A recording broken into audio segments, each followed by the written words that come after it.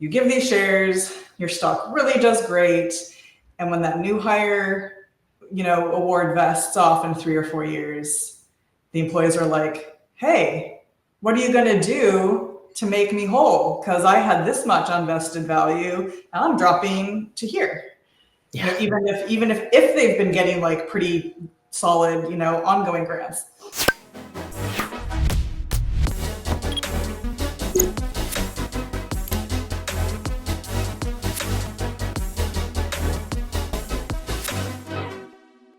Hey everyone, welcome back to another episode of Aeqium's Compensation Playbook series.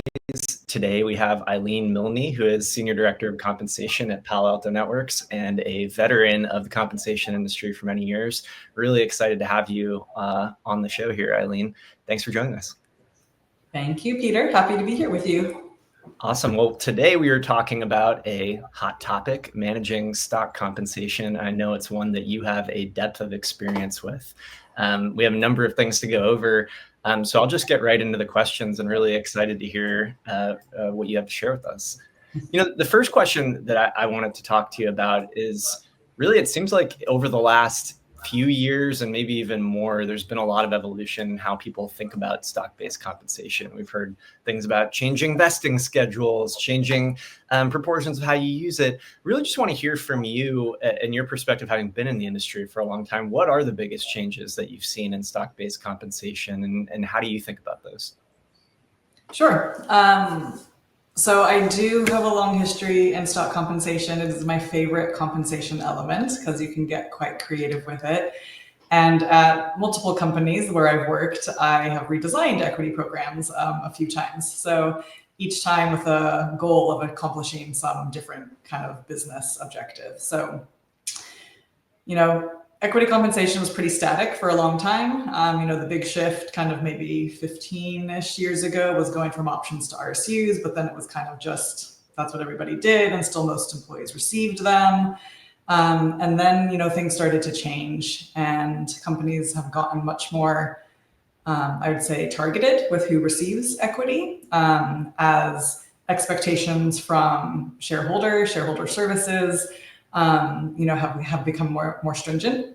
So that's certainly one thing that I think has changed.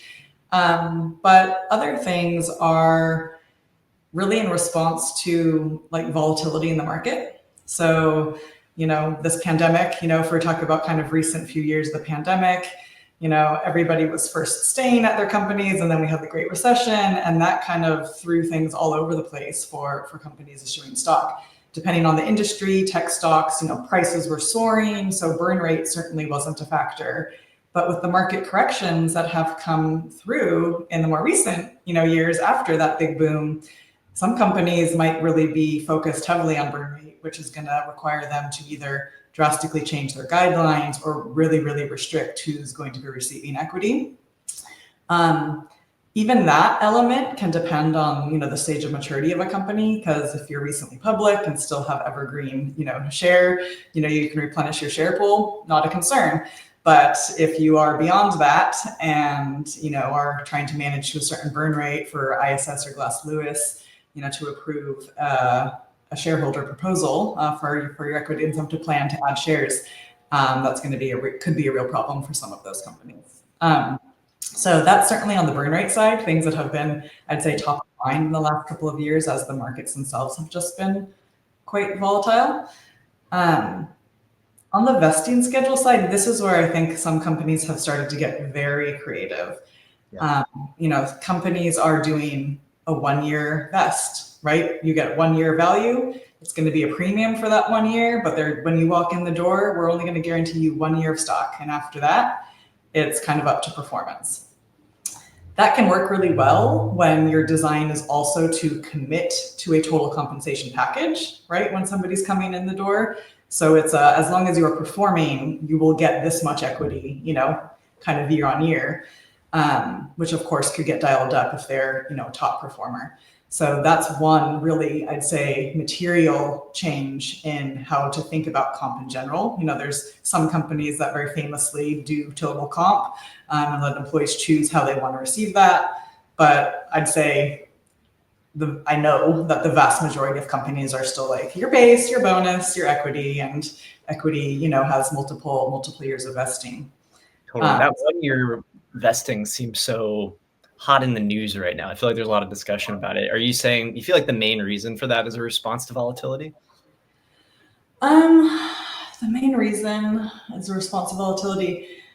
I think it depends on if the company is public or private, how many shares they have, right? That's a great strategy if you have a burn rate problem, right? Because if you're now giving 1 year grants versus committing 4 years to an employee who you don't even know will be there in 4 years, because as soon as you grant their shares, they're out, right? And they're in your burn. So I think it depends on, kind of not necessarily the volatility, but perhaps, if people's stock prices have dropped materially. Yeah. Good question. What are some of the other vesting schedule kind of innovations you've seen recently? So certainly like front loading, like companies that do a standard kind of at least 3, maybe 4 year new hire award, front loading that vesting.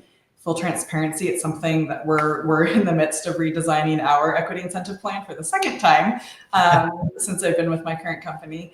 And one of the things that I want to look at is and this is in response to our stock has really outperformed the market, which is a great position to be in.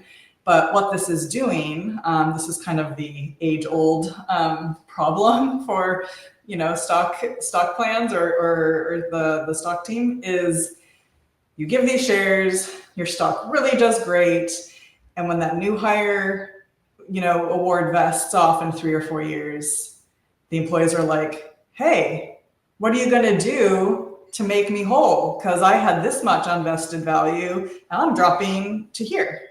Yeah. Even if they've been getting like pretty solid, ongoing grants. So that's the problem, that my company is fortunate to be in. But it is a problem nonetheless, even if it's a good problem to have. So, we are actually thinking about front loading new hire equity so that it's like maybe a 40, 30, 20, 10. So with appreciation, that last year, it's still not going to be this huge cliff that, they're falling off of. Certainly some considerations for that are, do you think your stock is going to continue, to outperform and, so that you're really solving that kind of cash flow problem appropriately. And 2 is your expense. So I would say the thing that has been, I'd say, driving a lot of the changes that I've made at, again, multiple companies that I've worked for is that eye on your expense and whether it's your CFO or your CEO or your shareholders are really asking you to kind of keep that stock-based expense below a certain threshold as a percentage of your revenue. And obviously, if you front load vesting, you're increasing the expense for the short term, at least. So you have to be able to accommodate that in your planning. Yeah, that makes a lot of sense. I feel like whether it's the 1 year vest or the front loaded vest, maybe volatility isn't kind of the main thing. Maybe you're correcting for, hey, dealing with that kind of problem on the back end with some of the employees. But in either way, it almost to me feels at least like you're making stock-based compensation a little bit closer to cash. You're taking away some of the, hey, what happens if it goes way up or it goes way down? In light of some of those kinds of reactions, in 2025, just how do you think about, as a public company, why you should be using stock-based compensation? Has that changed over time? And, what would you say the main reasons are today?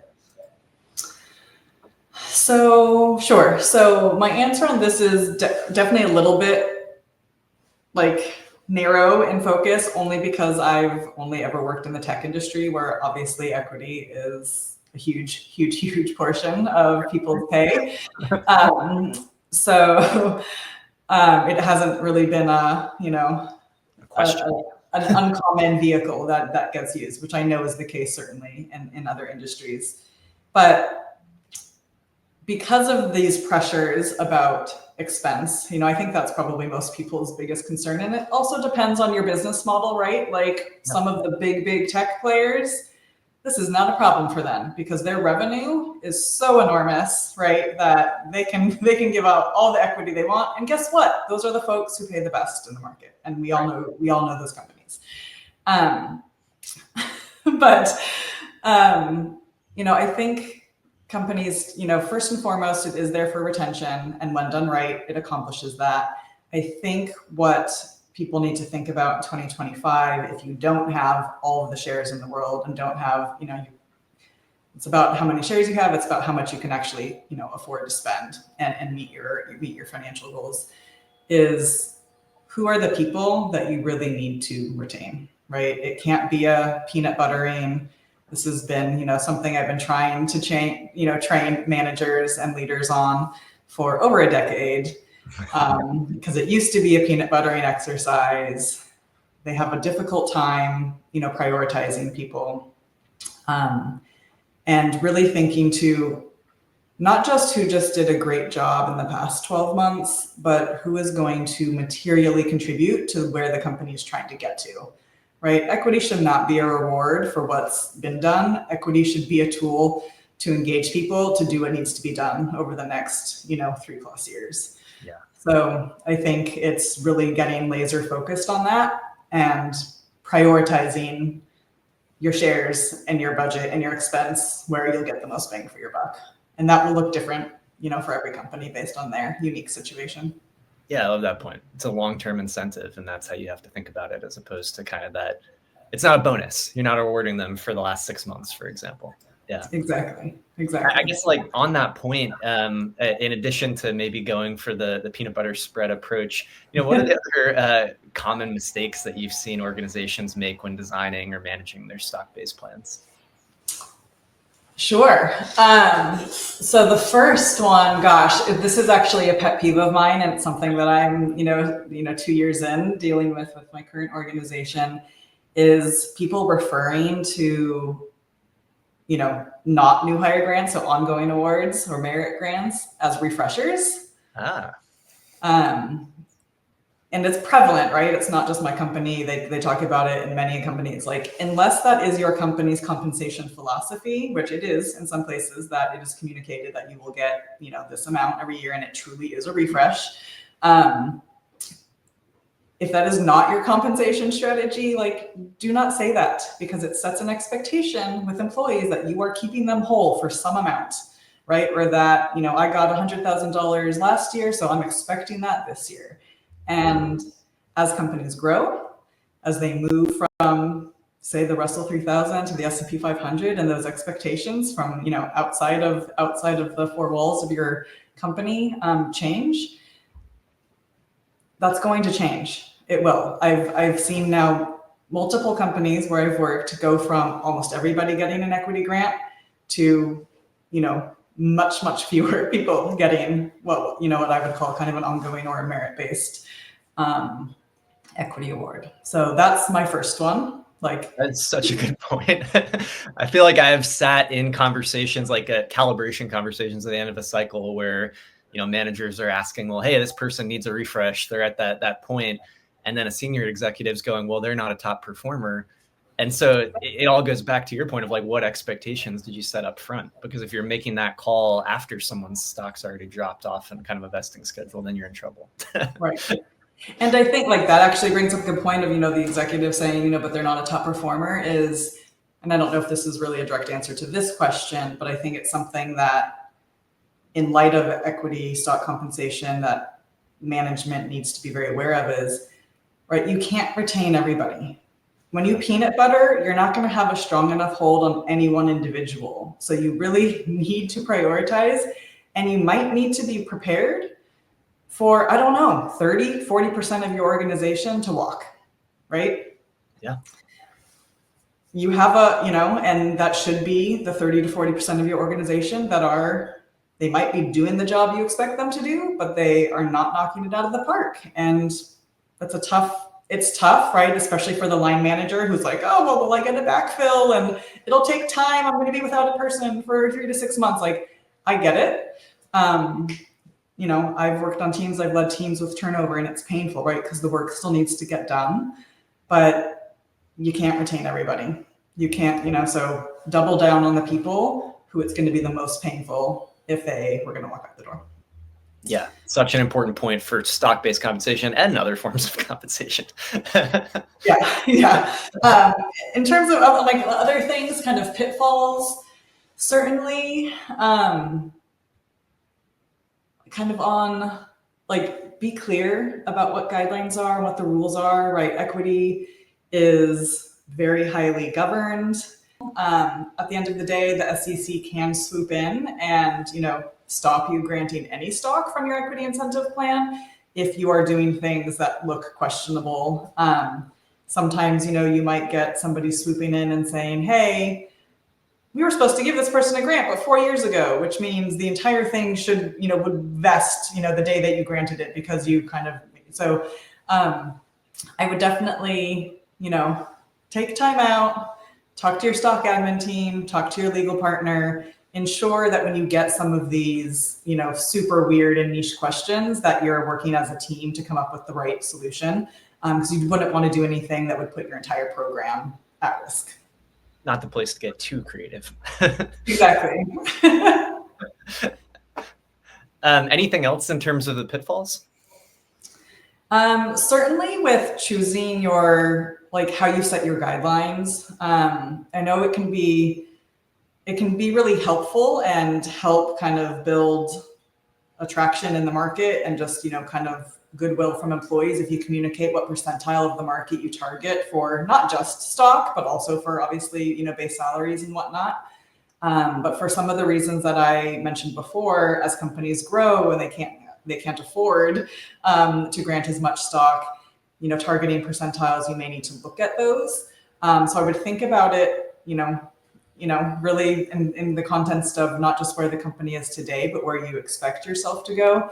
And certainly then whether or not you're communicating what percentile of the market that you are targeting to set those equity guidelines.